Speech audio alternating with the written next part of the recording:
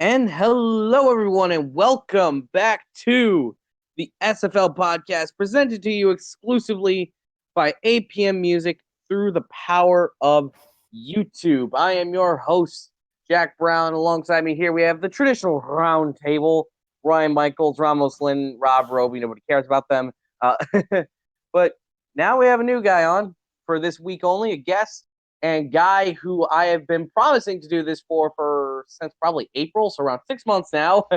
Really should have gotten back to it a while ago, but we're getting to it now. Marcus Dunhill, rookie quarterback for the Atlantic Storm. Marcus, how you doing? I'm doing good. Thank you for having me. Awesome. Although it was around 6 months late, but Well, you I know, mean, procrastinate much? Jeez.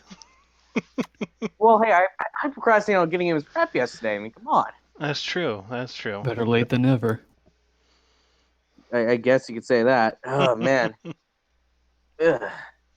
You know, yesterday, as at least at the time that we were recording this, there were some games played, and well, Carolina got mollywopped by Queen City. I don't think anyone was too surprised by that, although Doyle apparently thought they were going to win it all in his SFL Madness bracket.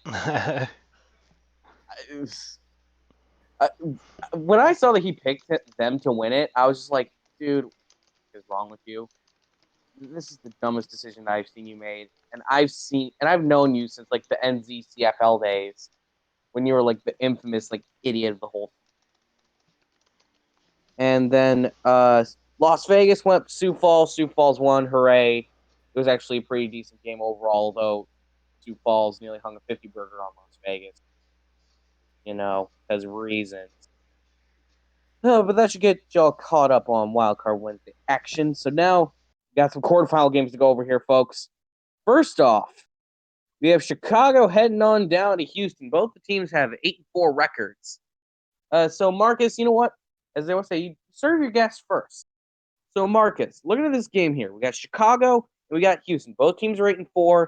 Chicago really made a big push for the playoffs ever since really week 3, and Houston has just been a really consistent team throughout the whole season. Do you think the consistency is going to benefit Houston, or will Chicago be able to keep up the momentum? I think that the consistency by Houston is definitely going to be what's going to take them over the top. They're definitely going to be my pick to win this particular game, but both teams have been rolling. Both teams are actually on a win streak of about 5 or 6 games now. So both teams have been looking extremely tough, but it seems like that Houston offense just really hasn't been able to be stopped by just about anybody. Yeah, And I'm and not hmm? I was just gonna say, and I'm not sure that that Chicago's defense is going to be the team that's going to be able to do it. Yeah, and I mean, here's another thing about Chicago. At least the last 2 wins, they had some pretty big wins over the last 2 weeks, and essentially both of them came off miracles. Maybe Chicago's just a team of luck, and it might run out this week. Oh, also Ryan, where do you want Marcus to make the check out to? He can always just make it out to DR Sim. He kind of takes my paycheck. I think he'll just kind of trickle a little bit down to me. It's just Dr gets like $500 to the team. Here, I, Ryan, get like I get about five. 250. I get about $5 usually. I get enough for lunch. No, and it's not even lunch. It's just like a 6-inch sub from Subway. Yeah, pretty much. I mean, if he feeds me on the daily, lets me out of the dungeon every once in a while. It's just some craziness. But yeah, I mean that is a fair analysis there, Marcus. And now we head out east into a game between Mexico City and Baltimore. Mexico City at 7-5, the worst of the automatic qualifiers, obviously, since they're the 6th seed. Meanwhile, Baltimore actually is one of the favorites to win the championship this year, which is something rather surprising when I ran SFL Madness, because I run it also just to see what sort of craziness people think is going to happen, hence the name. Uh, so, Rob, I'm going to swing this one out to you. Mexico City coming in at 7-5. They have not had quite the strongest end. However, Baltimore coming in probably with the greatest tandem of coaches, historically speaking, in SFL history, with TJ and T-Pat. Do you think that the experience in Baltimore is going to overpower the experience in Mexico City? Man, I don't know, man. I think I'm it's such a toss up in the league. I like Baltimore. I think they have the momentum going for them right now, and you guys already know what I'm gonna say. I'm not even gonna mention his name. You guys already know. You got Kaz McFly, man. I'm telling you, I think that Matt Wilson has a lot of magic going on with the Aztecs. It's just a great team on both sides of the ball. I think it'll be a good game. I want to say this though. I was looking earlier at some stuff, and it's just so back and forth. Like Las Vegas beats Mexico City. They lose to Sioux Falls. Sioux Falls lost to MXC week 11. And then Vancouver beat both of them. Whatever. It's just so back and forth with me. Back and forth with these teams, and I just kind of I'm unsure about this game right here. I think that although I do believe in you guys' offense, Mexico City's offense, I think that it's going to be a really good game. And so I'm just kind of I don't really know. I don't really want to call this game right here, man. I think it might be a good 24-21 game in favor of either team, man, honestly. So I don't know. What do you guys think, man? Yeah, but look, you're contractually obligated to pick a side. So oh man. All right, let's see. Okay, I'm gonna go 24-21 Baltimore, man, off a pick 6 from Cass McFly, man. of course. I don't know, man. I don't know, man. I think it's gonna be a good game. We'll see. Yeah, you don't know. I mean, like your whole life has been turned upside down ever since you made the move to London from San Francisco. Congratulations on the upgrade from the worst team in the league to the second worst. Oh, I know. Thank you very much. We're gonna be number 1 next year. Oh, I didn't say that. 21. Oh man, it's just craziness. So now we're gonna head into the 2 real big quarterfinal matchups. Well, the biggest spreads and seeds. Number 2, Tallahassee hosting Queen City. This is a tantalizing game to look at. That feels really weird for me to say as a word. Tallahassee 10-2, although those 2 losses coming from Dallas and Houston. However, if there's one thing that does play to their advantage, Queen City is now located in Texas. So I think they may have a slight advantage here, guys. I don't know about y'all. Apparently, we found Tallahassee's kryptonite. It's Alaska and the state of Texas. Just don't have them playing the state of Texas. They'll be fine. Did they play Houston? Did they? No, yeah, because they played Houston last season, I think in the semifinals. Mm-hmm. Yeah, we played in Tallahassee last season in the semifinals. And a little interesting fact on the series there, the series is tied literally, I believe, at 2-2 or something like that for Tallahassee and Houston, and all of the wins have been by the home team. Neither team has been able to win on the road in the series. So basically, what you're saying is that whoever that little @ symbol is pointed to is saying it seems to be they're the winners. Well, home field advantage is a big thing here in the SFL. But you know what, Ryan? I'm going to swing this one over to you. This is a big game right here for both clubs. Queen City looking to go for ring number 5, complete the hand on Eric Barkley, which I think would essentially grant him the Infinity Gauntlet of the SFL, grant him the ability to literally just annihilate the entire league. Do you think that they're going to continue on their quest for that, or will Tallahassee finally get this thing called a championship, or at least continue on that path? Good question. Honestly, this is one of the harder games for me to call. I mean, Tallahassee, they've had 3 losses in the last 2 seasons. QCC, they're the team that everyone wants to be kind of modeled after technically. 4 championships in the 11, well, I guess 10 full seasons that we've had at the SFLs. I mean, they've found their way. They seem to hit their stride in the playoffs a lot of times. I mean, especially looking back at last week's game when they just dominated on the ground against California. Wow, okay, Carolina. California?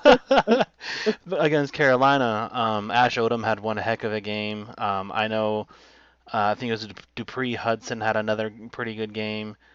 Um, I mean, they're a well stacked team.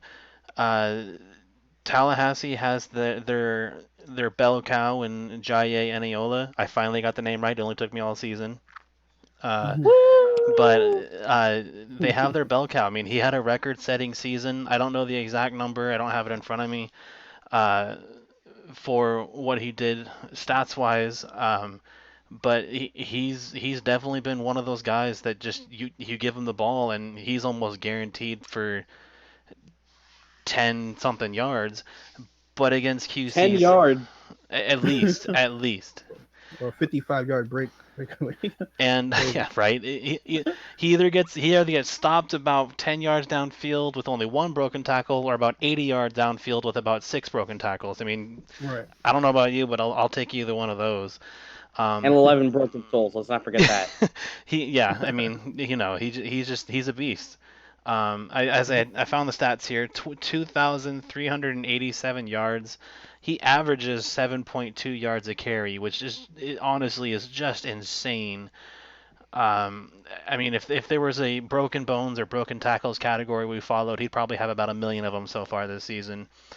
Hmm. You But know, Ryan, some would say that those are video game numbers right there. I mean, they just sound so unrealistic, don't they? I mean, come on now, it's just craziness. So, Right. but I mean, the flip side of the coin is QCC had one of the best uh, rushing defenses in the season.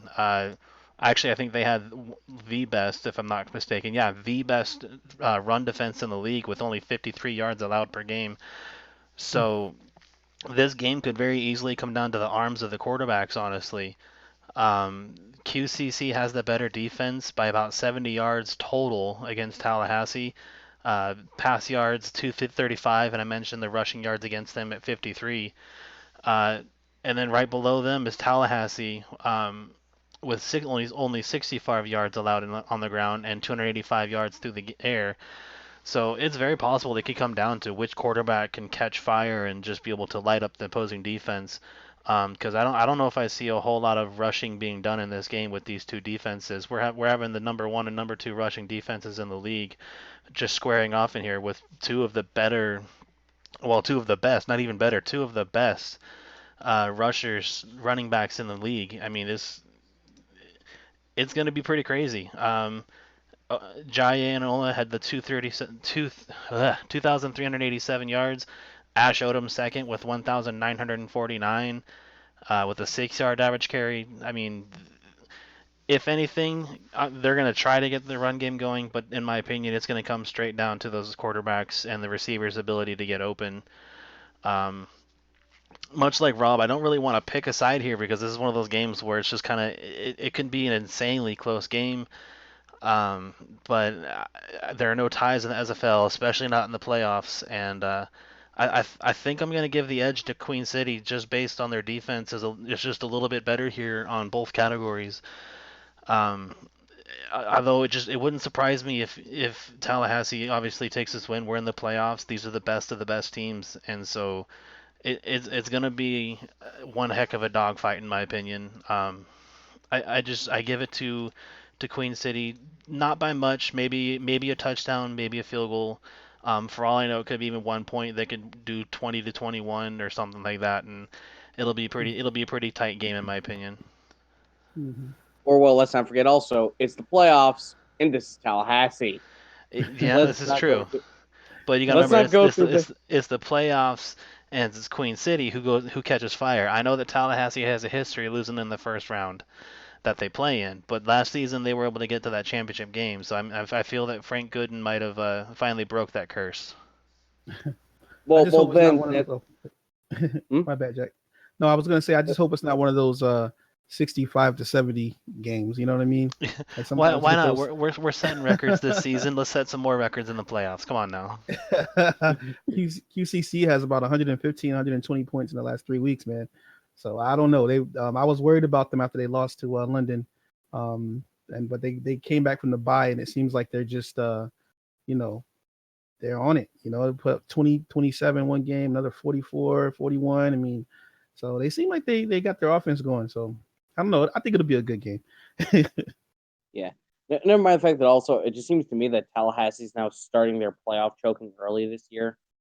I don't know about y'all, just with those last couple losses in the regular season. Now, finally, before we get into just kind of like extrapolating into kind of who we think the champion's going to be here, we got a scary game, folks. At least for Sioux Falls, as they head to Alaska. Oh boy. Who's undefeated? Uh-huh. This Jack, we game- got a new word for undefeated, man. We got to say unconquerable. I don't know whether I like it. I don't know whether to be very mad or to laugh. Well, you can be mad and laugh. Come on now, unconquerable. I like it. I was looking at this graphic earlier that you guys have here with the playoff bracket, and it just looks like a Category 4 storm. And they're at the bottom right, and the Vegas Fury and Sioux Falls are flying toward it, and it's going toward Houston. It looks like it's trying to make its way, to the middle of the map, and it's ridiculous. So You always yeah. see I mean, the storm doesn't really follow like conventional weather patterns. It just kind of goes wherever. they just kind Right. of roam the U.S. and decimate everything in their path. I mean, Right. Well, remember, they don't even just roam the U.S. anymore. They have to roam Canada, Mexico. They even have to pick up steam and they go over to the that's, United Kingdom. from time that's to true. time. Yeah. Right. So, and I wouldn't so much call them unconquerable as they because they have not been uncontested. They've had some pretty close games this season. Mhm. Like when Vegas choked.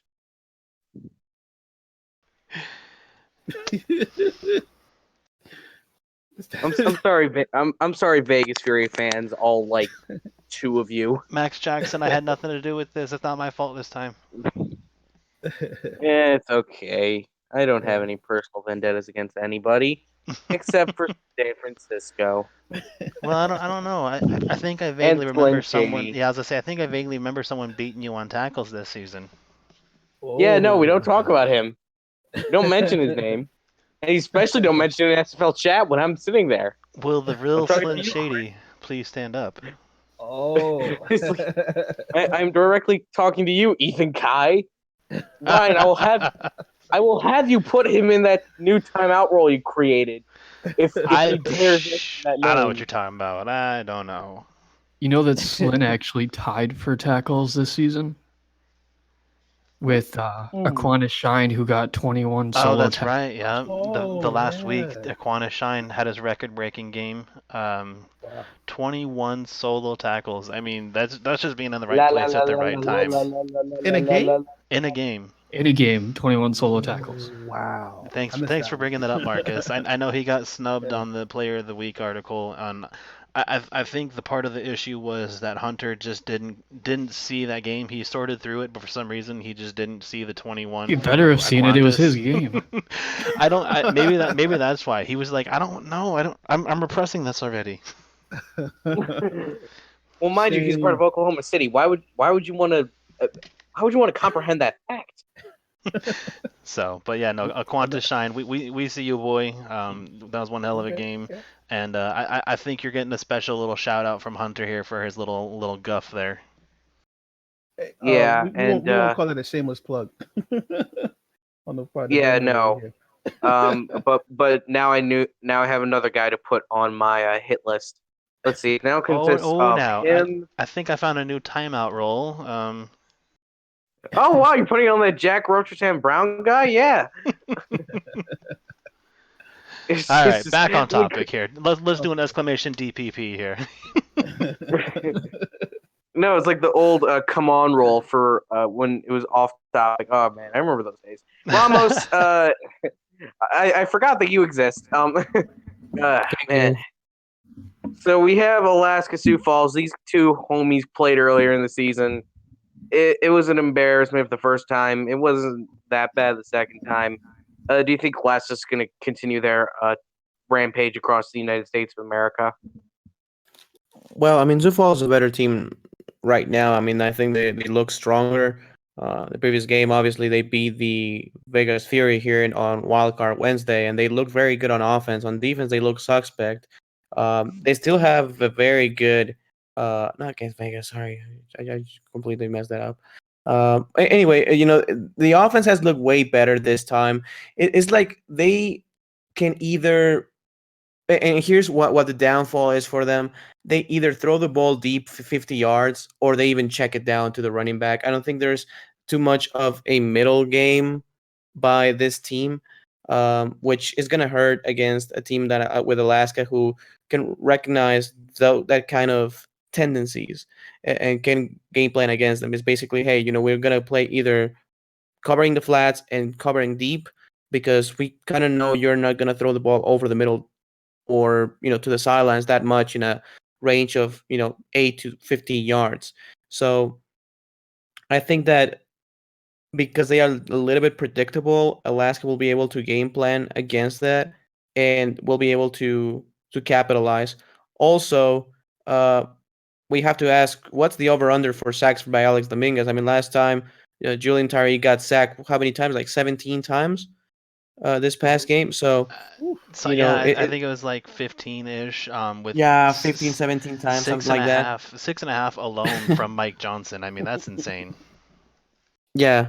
So it makes you wonder, what can Alex Dominguez do on against this the offensive line of Sioux Falls, who looks really really poor. So at least did this last game. So Sioux Falls needs to give Julian Tyree some time, and they on defense they need to make sure that they are able to stop the short passing game. Jay Ringgold had a very good game. He had a pick six secondary, but again, I think it's a secondary that is built more towards stopping the deep throws. So they need to be able to contain that short throw game. All being said, I think that Alaska will be able to take this one. This is a tough game. I mean, this is a divisional game at the end of the day. Since he's here in the playoffs, but divisional games are normally tight. Last time it wasn't, but it gives you that how can I say, that revenge possibility where, hey, we played already once, we can make the proper adjustments, you know. So I think that Alaska will be able to take this one. It's going to be way closer this time. Um, and overall, I will go probably Alaska by the score of 34-26. So maybe one score game. Alrighty, I'm liking that. I'm liking that. But now, because I feel the need to pad this out slightly, let's extrapolate into the future, guys. It's October. When is the championship game again? I should really remember that. Let's just say 2 weeks from now, because that's about when it'll be. 3 weeks from now. It's okay. It's October 29th, 2 days before Spookoween 2018. Spoopy.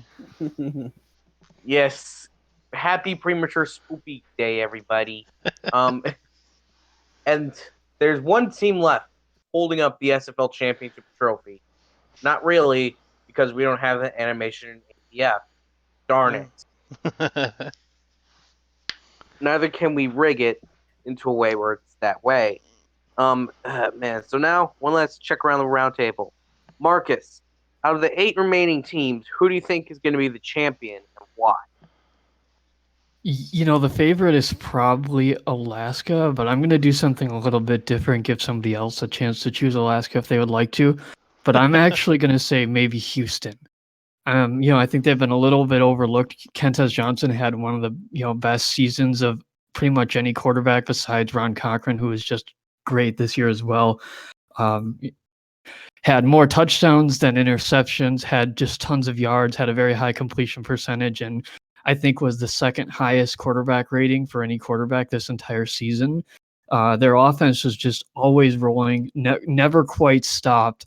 And if their defense picks up, I think they have a chance to do some serious damage in this postseason. I don't know for sure if it's going to be enough to get through somebody like Alaska, but if it's not going to be Alaska, I'm going to say it's going to be Houston. Okay, and wow, that money that DR gave you must really be paying off, I guess, Hey, man. it's money. It's money well spent. Yeah, gets the SFL podcast guest to predict the winner for you. I mean, what? What even are words at this point? Look, I've had a really rough 2 days. I've had to take the PSAT. Look, all I'm going to say is that Dave and Bill are an epic couple. And yes, College Board, I am giving away stuff. Oh my But- gosh. Yes, the college board's gonna send me to their college board gulags. Um, Yep. but Rob, is send this one over to you now. How will Cass McFly win the championship single-handedly for Baltimore? Man, look, this season is about stories, man. When I look at this playoff bracket here, I see that it's the hot QCC coming into the season, and they kind of fell off, and now they're kind of reemerging now, and I see Mexico City. I mean, they're just like a very popular team. The whole SFL loves them dearly. I see you guys know they got Casper Fly out there in Maryland and Baltimore. He's balling. And you got the Pride, man, who just ran through people, man. Indiola, this amazing season. How can you dethrone the Pride? And then you got Quintez, like my boy Marcus said. He's out here. He's been doing his thing. And then you got Chicago over here. They're kind of like a silent killer. You really don't know what to expect from them. And everybody already knows about Mighty and Alaska and stuff. And then you got Sioux Falls, right? I mean, they gain. We'll get a whole new team. They get beat Fury, Max Jackson and the Fury last year, and I mean this year. I'm sorry, and it's just like a lot about just stories, just greatness going on around the league, man. If I had to choose one, I'm not gonna take Alaska here, because everybody loves a champion, and I kind of just. I'm not a hater. I don't want to see Alaska lose, but I just want to see that great story, man. I'd like to see why am I saying this? I'd like to see Mexico City, man, come out, and I like to see, Matt Wilson go in there, man, and just a good old fashioned ball game and just beat everybody and get the championship. So I'm going with Mexico City. Shout out to my boy Ray Bentley. Oh, you shout out him, but not two members of the Mexico City Aztecs that are in this podcast room. Oh, I'm sorry. Shout out to the runner-up for tackles. Oh, and, no, I'm not even runner-up at this point. I'm third place. Sorry, Ramos. My goodness.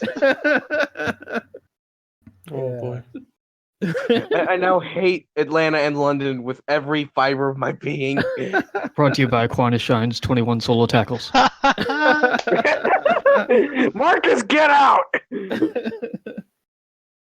Oh man. But Ryan, so after the check clears from the Houston Hyenas to make sure that Marcus's pick is solid, who do you think is actually going to win the championship? I mean, avoiding bias of my own team being Houston. I mean, and obviously the clear favorite based on just this whole season has got to be Alaska. But I do have to actually give it to Baltimore. And I know Rob would, if he was going to do Baltimore, he'd tell you about Kaz and Fly. But I mean they have a legit defense. They got Kaz McFly. They got Amon Takes. Their offense has been clicking. The defense has been clicking. I think they've lost maybe one game since like week 3 or 4. They've been on fire. And I think they kind of flown under the radar a little bit. Like not many people have been talking about them a whole lot. And I'm just a little worried that people might be sleeping on them a little bit. I know that they're the automatic qualifier out of the East, and actually I think if I remember correctly, they were actually the number 1 seed out of the East, which put them at number 3 for the playoff seeding, and it's a team that I could see going pretty far in this. I mean, obviously you got some roadblocks in here to be able to to get through. This week's got that Mexico City team that the defense is another one of those just legit defenses. You actually look at these playoffs, and these playoffs are full of some of the top 5, top 6 defenses. And so, I mean, it just goes to show you that offense may sell the tickets, but the defense win games and championships is what it seems. What that old adage just seems to come true when you look at playoff teams as it kind of rounds up here. But I do have to give it to Baltimore. I have all respect for Mexico City this week against them. I'm not sure. I'm as much as I love the offense with Ray Bentley and Matt Wilson there, and you got Richard Montague. It's just I'm not sure. And then following it up, they'll be playing Well, they could be playing Alaska, they could be playing Tallahassee. I mean, it all depends on the seeding, on who wins their games and everything. Um, but it's just one of those things where it could be up in the air up until the final minutes. Just the championship game could be one heck of a defensive battle. I give it to Baltimore just strictly on the kind of the sleeper side of it, side of things. I don't see many people talking about them a whole lot. I see some teams talking about Chicago. I see a lot of teams talking about QCC, Tallahassee, Alaska. It's just one of those teams that people haven't been talking about actually a lot of this season, unless you're talking about the Carolina Baltimore feud, and I could see Baltimore kind of sneaking in here and running away with the trophy this season. Hey, Just to Ryan, spite just to them. piggyback, man. They're like 8 straight wins, man. I didn't even realize that. Yeah, I mean, and that's the thing is like not many people I think have even realized like I think they were like 1-3 when they were in week 4, and then they've Yeah, rattled off 8 straight wins. And it's just they've kind of flown under the radar while doing it, other than the Kaz McFly show brought to you by Rob Roby. yeah. And the I'll be SFL out there with the Podcast. pom poms. We got our own little To with his pom poms here. He's pulling sharpies out his socks, and he's just taking pictures with everybody, and then he makes sure, yo, check out my boy Kaz McFly though. Look, if Baltimore wins the whole thing, everybody gets free crab legs. I'll buy the whole league crab legs. I'm lying. They're the crabs now. I still remember that. I still remember that from the schedule reveal show. I so badly want to just interject and say, Cam, they're not called the crabs anymore. Yeah, and I think part of it was just that little Freudian slip, basically. And I mean, they were called the Crabs for a few seasons. They only took one season off, and A then few seasons. you know, From season 3 to 9. That's a pretty long time. that's only a few. But then they only took season 10 off, and then they came back and they changed their name on Cam, and he's like, I'm just so used to calling them the Crabs. What the hell, TJ? Yeah, that does bring up a question. Why would you change your name to come back? Why not just stick with the crabs? Yeah, I like the crabs. Yeah. I mean, he's gonna stick with the bird theme. You know, we got like half the teams in the SFL that are birds. Or at least have something tangentially related to birds. Like, let's see. Okay, because let's see. Even the ones that don't have birds, the Furies logo is a phoenix. Mexico City's has a feather in it. I guess that counts. Let me think. The swarm fly, at least they buzz around. they're indeed flying organisms. Right. The Knights, let's see, they also wore feathers on their heads. Oh my gosh! All right, let's move on now. This is how tangentially related we're getting here. And Ramos, so before we head off into the sunset or whatever, I don't quite know what's to the left of me right now. So it's 2 giant cutouts. Who do you think is going to take home the season 12 SFL crown? And tell me why it will be Mexico. It will depend on this game. Our game this week. If we're able to beat the Baltimore Vultures, I mean, I like our team because I like our defense, I like our special teams, and I think we have a good running back, and a good pair of wide receivers.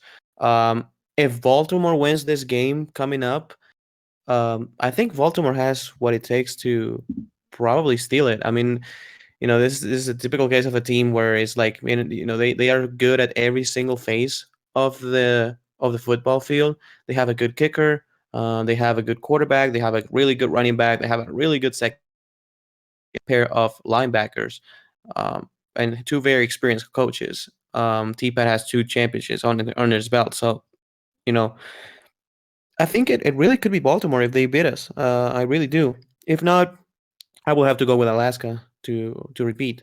And I think it's gonna be between those 2 teams in case Baltimore beats Mexico City this week.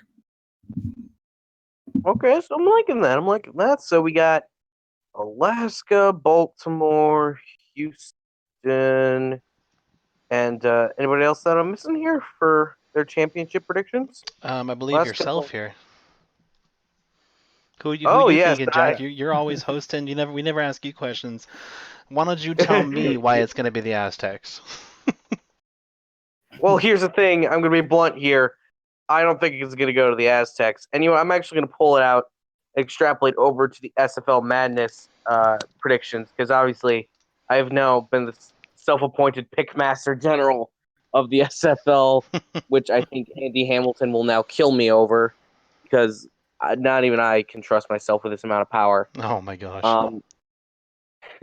Yeah, no, but from SFL Madness, from what I was able to look at, a lot of people are saying Baltimore, and a lot of people are saying Tallahassee.